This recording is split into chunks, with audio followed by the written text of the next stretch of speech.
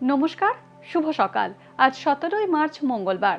পঞ্জিকা অনুসারে আজ চৈত্র কৃষ্ণা ত্রয়োদশী তিথি। মেষ, বৃষ ও মিথুন রাশির জাতকদের ভাগ্যে আজ কি আছে জেনে নিন। মেষ রাশি, পুরনো কাজের সুফল আজ পাবেন মেষ রাশির জাতকরা।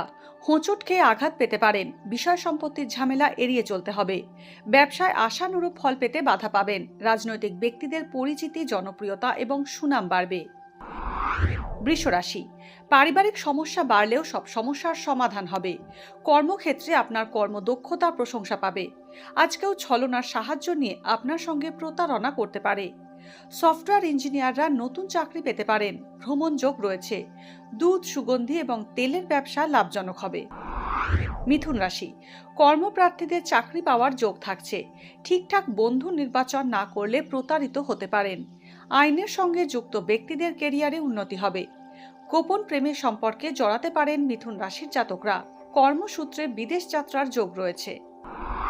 ভাগ্যে কি আছে, দিন কেমন কাটবে, জানার ইচ্ছে সবার মনেই।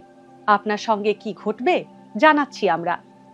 সঙ্গে রয়েছে খারাপ সময়কে ভালো করার টোটকা।